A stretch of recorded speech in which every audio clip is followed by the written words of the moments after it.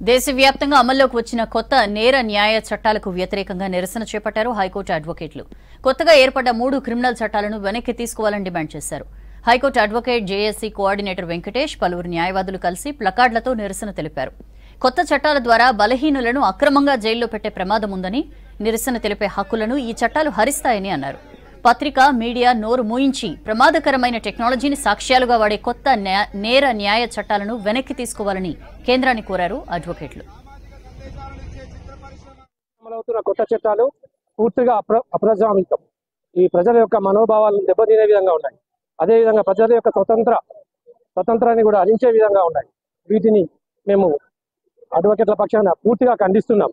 ఇది ఇలాగే కనుక ఒంటెద్దు పోకడలు పోతూ మీరు ఇలాగే కేంద్ర ప్రభుత్వం ఇలాగే కొత్త చట్టాలను ఇస్తే కనుక మేము తీవ్ర ఆందోళన కార్యక్రమాలు చేపడతామని చెప్తున్నాం. వెంటనే ఒక కమిషన్ ఏర్పాటు చేసి అందులో మేధావులను అపాయింట్ చేసి దానిపైన కులంకుశంగా చర్చించి